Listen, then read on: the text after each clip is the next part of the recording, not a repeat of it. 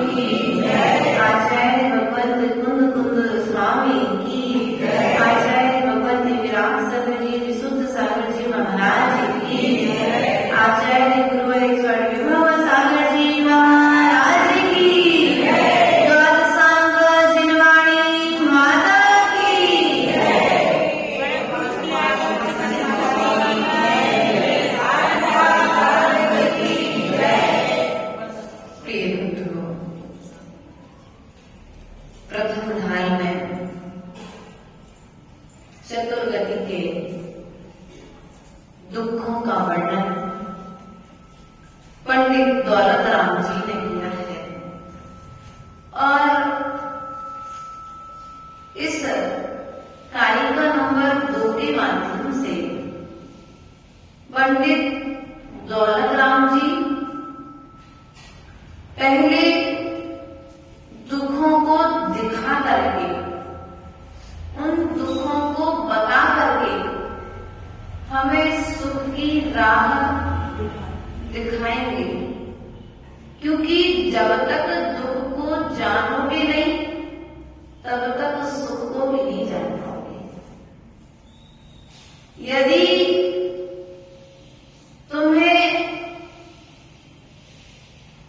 गर्मी के दिनों में धूप चुभेगी नहीं, तो फिर वृक्ष की छाया की ठंडक का अनुभव भी नहीं होगा।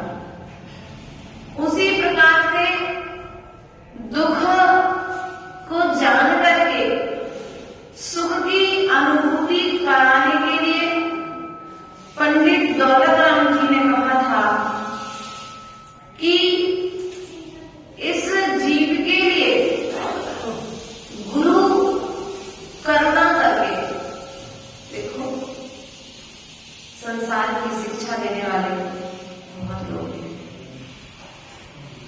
आचार्य होकर कहते हैं जलकरणी विद्या सिखाने वाले बहुत हैं, नवकरणी विद्या सिखाने वाले बहुत हैं, थरचरणी विद्या सिखाने वाले बहुत हैं, लेकिन भवतरणी विद्या कहीं के पास में सीखना है तो मात्र हमारी जिनवाणी मां ही सिखा सकती है। हमारे निर्गत गुरु ही तुम्हें भव से पार होने की विद्या दे सकते हैं, अन्य किसी में ताकत नहीं है।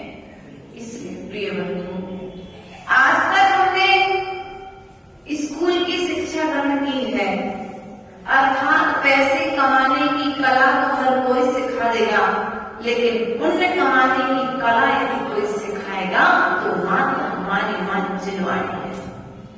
इसलिए जिनवाणी पर विश्वास होना, जिनवाणी पर श्रद्धान होना उतना ही आवश्यक है जितना विश्वास आपको अपने माता पिता पर, जितना विश्वास आपको पैसे पर है कि पैसा होगा तो साधन होंगे, उसी प्रकार से आचार्य कहते हैं उतना विश्वास आपको जिनवाणी पर होना चाहिए कि पैसा तो हम अन्यत्र कहीं पर भी कमा सकते हैं, लेकिन पुण्य देव शास्त्र गुरु के चरणों के अलावा अन्य कहीं पर नहीं कमाया जा सकता है।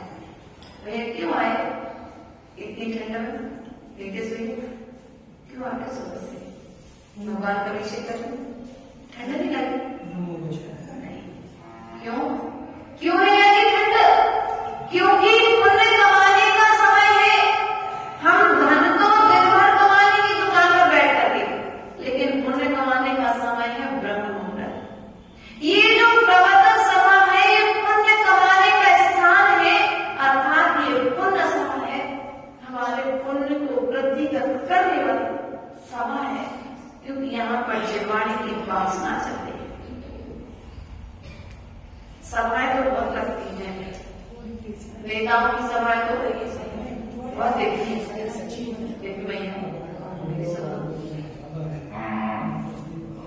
नेताओं की सभाएं तो हमने आज तक बहुत अटेंड की है, उनमें बहुत गए हैं, लेकिन जिनवाणी की सभा में नहीं गए। इसलिए हमें पंचम काल में आना पड़ा है, क्योंकि पंचम काल में जन्म किसका होता है? पंचम काल में उसी जीव का जन्म होता है जो मिथ्या दृष्टि होता है। सम्यक दृष्टि जीव का जन्म पंचम काल में है। पंचम काल में मिथ्यात्व का त्याग करके वह सम्यक को प्राप्त करता है। इसलिए बंधु, ये पंचम काल, कुछ लोग कहते माता जी पाप का काल है। भैया काल को तुम पाप कहते हो, उस काल में साधु रहकर के पुण्य कर रहे हैं, तो क्या ये पुण्य का काल नहीं है? तुम पाप कर रहे हो तो तुम्हें पाप का काल दिख रहा है, साधु पुण्य कर रहे हैं तो पुण्य का काल दिख रहा है। तुम इसी पर्याय में आकर के, इसी काल में आकर के पाप करके प्रमाण करके तुम दूसरी गतियों की तैयारी कर रहे हो, और साधक इसी पंचम काल में आकर के पंचम गति की तैयारी करता है। अपने उपयोग को जहां पर लगा करके रखा है वैसी तैयारी करता है। अब हमने अपने उपयोग को कहां पर लगा करके रखा है? हमारा उपयोग अपने में ही लगा है, हमारा उपयोग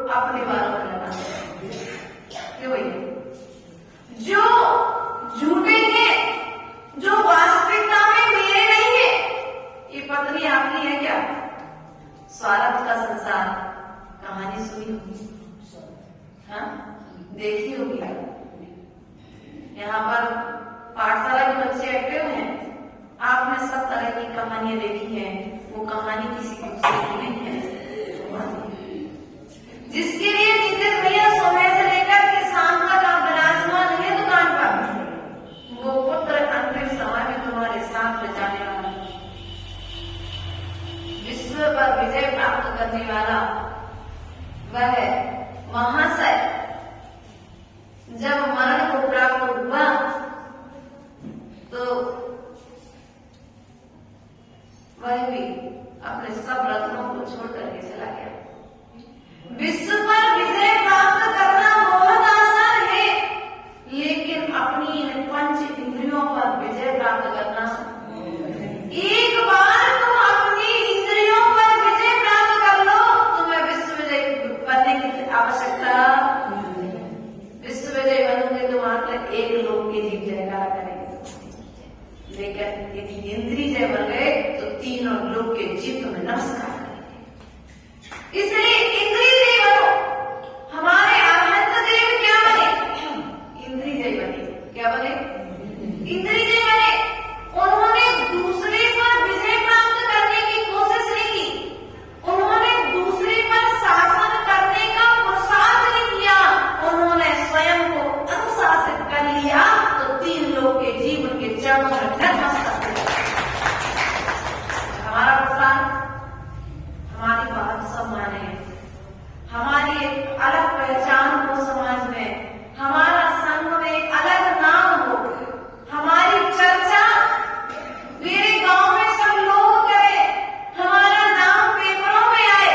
भैया तुम पेपर में नाम चाहते हो, हम तो अपने जीवन को तब धन्य मानेंगे जब तीर्थंकर भगवान के मुख से हमारा नाम निकल जाए। पेपर में नाम तो सबका आ जाता है, सभाएं इकट्ठी करना बहुत आसान है। ध्यान रखना, यहाँ तो मंडली में तो बहुत अच्छा है कि लोग समय होते अपने समय पर समय से आ जाते हैं, उन्हें कहना नहीं पड़ता कि तुम आओ। देखो वो आगे सोना भले थोड़ा सा लेट है, लेकिन ध्यान रखना ये सभा पापों की सभा। ध्यान रखना, यहाँ पर भीड़ नहीं आती, यहाँ पर भक्त आते। जो भक्त होंगे वे 5 किलोमीटर दूर से भी आ जाएंगे। ये विनीत करके को कहाँ से आकर के बैठ गई है? दूर से हाँ, तो तुम्हारी का नाम नहीं पता तो चाची बोलो, चाची अमूरी चाची, देखो ये जगत चाची है, इतनी दूर से चले आ गए। क्यों? हमारे पर विश्वास है कि हमें जो चीज समझ में नहीं आ रही है, जो चीज हम पढ़ नहीं पा रहे हैं, कम से कम 1 घंटे सुन करके तो हमारी कर्म की निर्जरा तो ये कोई ना कोई जीव जन्म का तुम्हारा पुण्य का उदय है कि जिनवाणी सुनने के संस्कार है। वरना इसी समय पर व्यक्ति कोई टीवी खोल करके कहीं का मैच देख रहा है, तो कहीं भारत में कहाँ ये युद्ध चल रहा है वो न्यूज देख रहा है, कोई अपने घर पर बैठ करके पेपर पढ़ रहा है। और आप पुण्यात्मा जीव हो कि आप अपने समय को पुण्य में लगा करके जिनवाणी सभा में आकर के विराजमान हैं। ये आपका तीव्र पुण्य कर्मों का उदय है।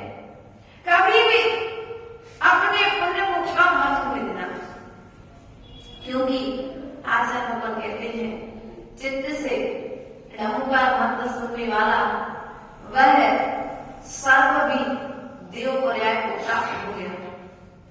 हाथी ने स्थिरता पूर्वक मुनिराज का उपदेश सुना तो उस हाथी को पारसनाथ बनने में समय नहीं लगा, और हम भी यदि उपयोग पूर्वक सुनेंगे तो हमें भी एक दिन भगवान बनने में समय नहीं लगेगा। जिनवाणी भगवान बनाती है।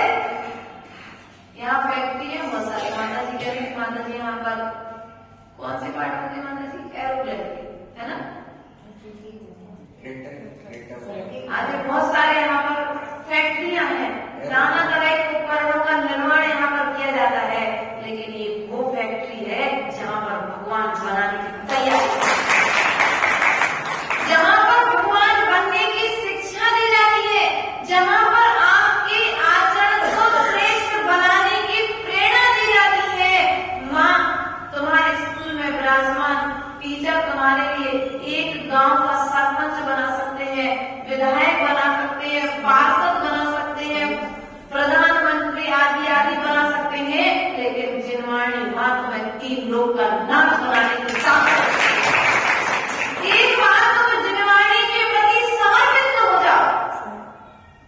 विश्वास। बेटा अब पढ़ाई पूरी हो गई है तो स्कूल पढ़ा, किसकी शिक्षा ले रहे? पैसा कमाने की। किसकी शिक्षा ले रहे?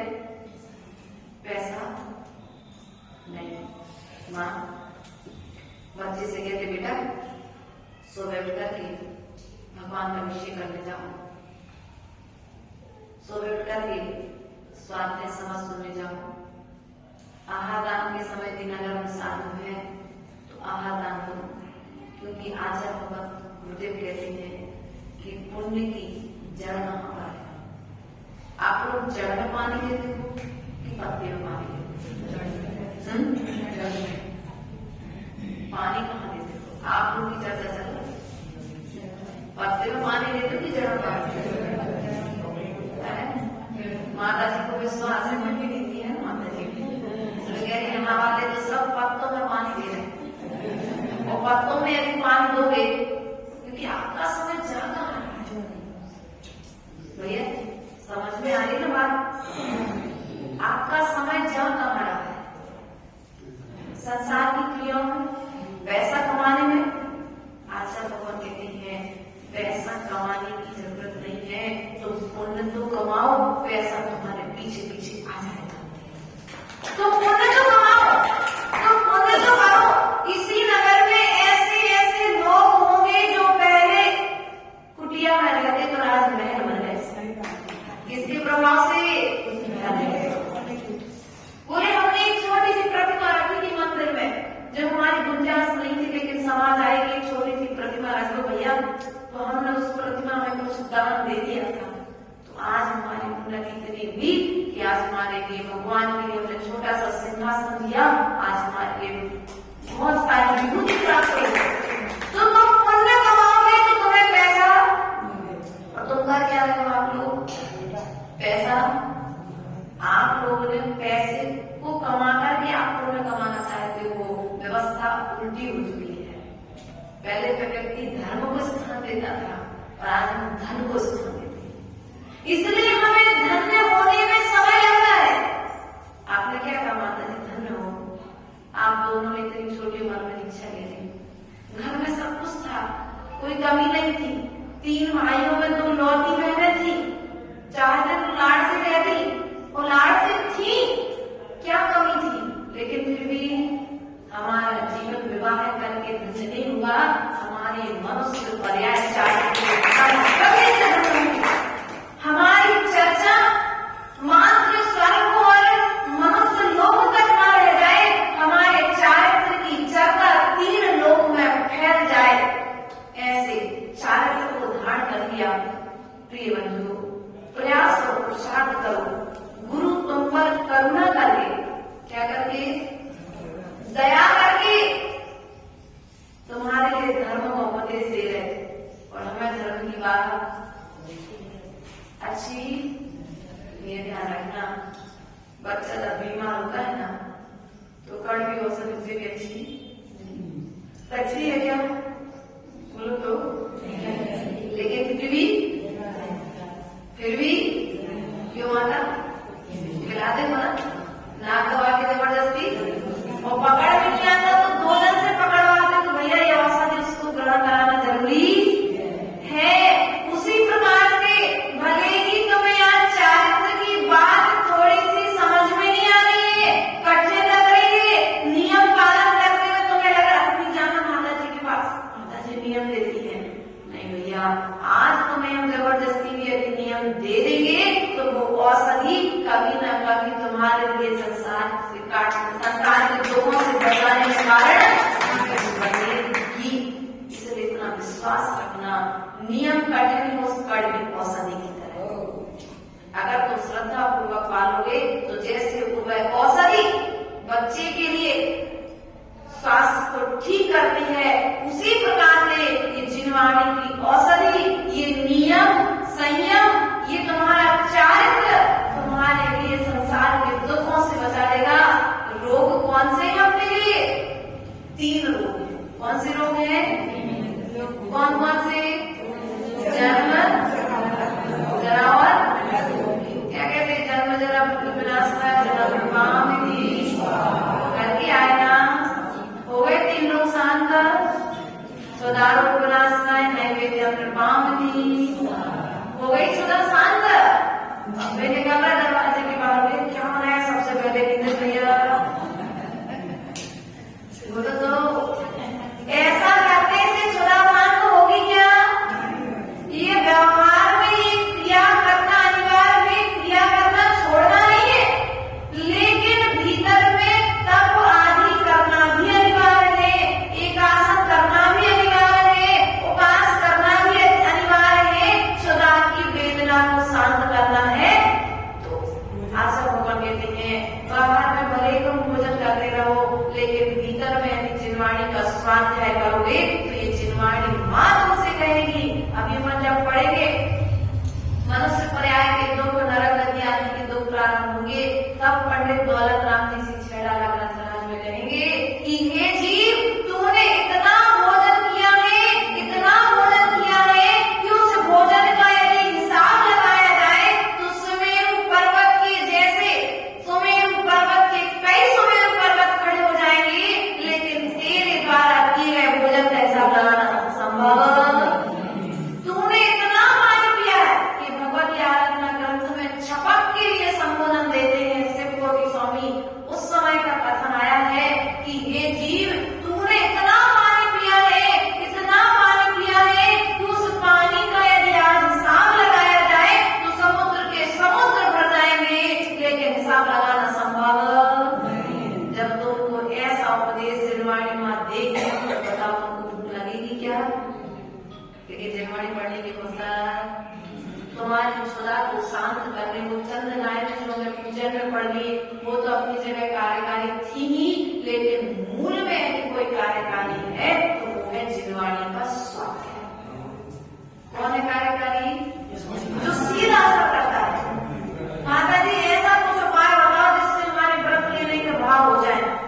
पढ़ो नरक गति के दुख, पढ़ो त्रैंस गति के दुख, पढ़ो मनुष्य गति के दुख।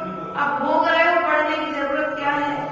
देख रहे हो प्रिय बंधुओं, संसार से यदि छूटना है तो जिनवाणी का स्वाध्याय करना अनिवार्य है, क्योंकि पंचम काल में तुम्हारे लिए गुरु रोज रोज नहीं मिल रहे हैं, हमारे देव बोलते नहीं है, तो फिर कैसा उपाय करें? तो आचार्य भगवान कहते हैं मां जिनवाणी तुम्हारे नगर में विराजमान है। जब तुम्हारा मन हो उस समय तुम जिनवाणी को खोल लो। तुम्हें कुछ नहीं 10 पेज में से 2 लाइन समझ में आएंगी ना, कोई बात नहीं, 2 लाइन हो सकता है किसी ने पूर्णांकाल मंत्र पढ़ करके सुन करके अपना कल्याण किया, तो किसी ने एक पद पर श्रद्धा करके सिद्ध अवस्था को प्राप्त कर लिया। हमारा लक्ष्य क्या है?